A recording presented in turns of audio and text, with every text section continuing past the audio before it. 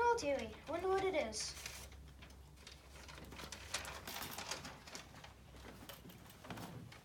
In his capacity as platoon leader and forward observer, he constantly exposed himself to enemy fire, and, as a result, was able to cover and assist advances of the infantry and mechanical elements, as well as stalemate enemy counter-offensive tactics.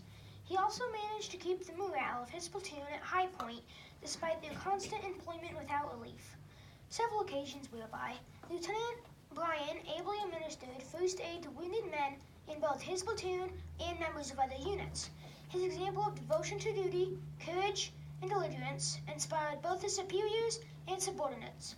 It reflects great credit upon himself in military service.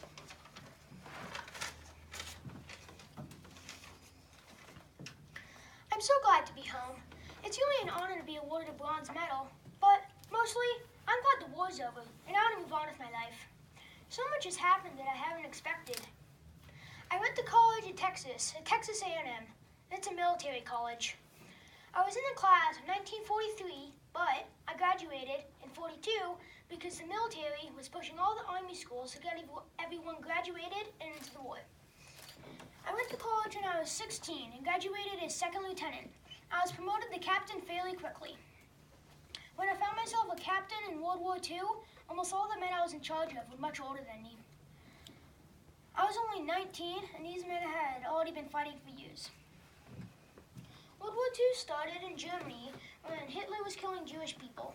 He was also trying to take over countries in Europe and the entire world. Japan joined Germany in the Axis powers. In December of 1941, Japan bombed Pearl Harbor in Hawaii. Over 2,000 Americans were killed.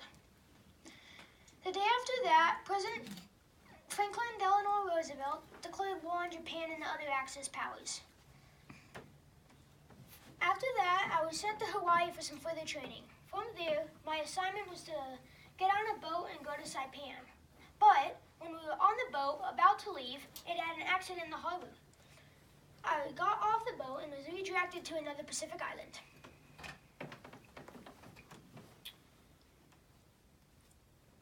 I continued to fight in the Pacific Islands. I had 5 amphibious landings. An amphibious landing is where you sail across the ocean in a destroyer ship. And then you are lowered down into smaller boats called landing crafts. These landing crafts sputter along through the surf and onto the beach. And then the doors open for you to drop out and into battle. Probably the most important battle I fought in was the Battle of Okinawa. We called it Operation Iceberg. We thought that if we could take Okinawa for the U.S., it could be used against Japan in any future wars. By the time we fought this battle, the Allies had a lot of momentum in winning the war. It was an important victory for me and my men. And then, President Truman gave the order to drop an atomic bomb on Hiroshima. And then, 3 days later, another one on Nagasaki. And now, we finally have peace, and I'm back home in Lake Jackson, Texas. My wife, Billy Ray, is happy I'm home. We met in kindergarten. We were both born in 1921 in Lake Jackson, Texas. I'm excited to settle into my life here in Lake Jackson, Texas. I think Billy's calling. Do you have any questions?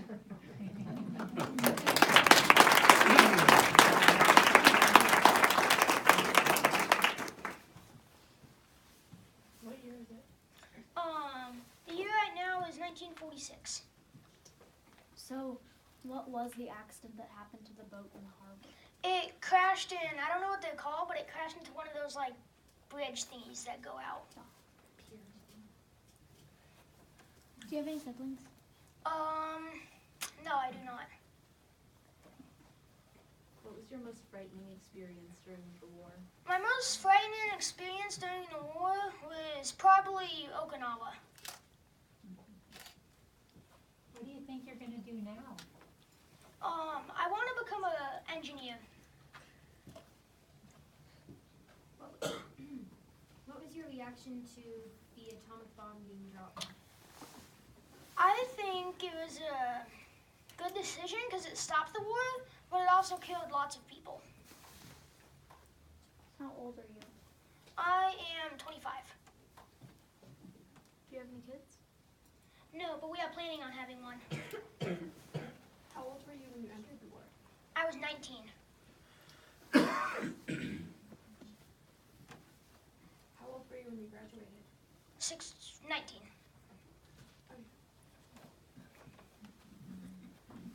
What's that picture behind you? Oh yeah, this picture is a picture of my graduating class in 1942. Here's me in the middle.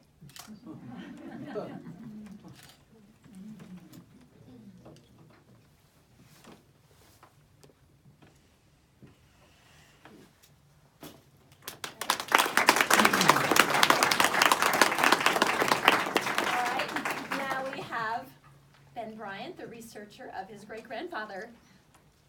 So, here are his actual captain's bars. And here's a picture of him in middle school.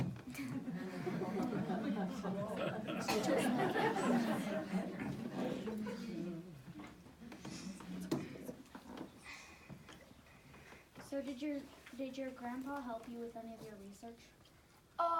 Yes, in fact, he's right there.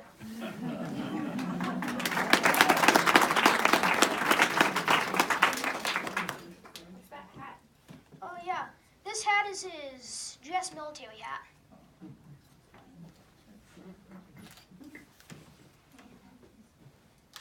Why did you choose him?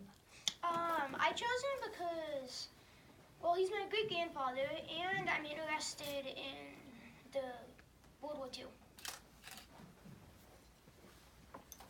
When did he pass away? When did he pass away? He passed away in 2016. What did he go on to do in life? He became a chemical engineer for Dow Chemical.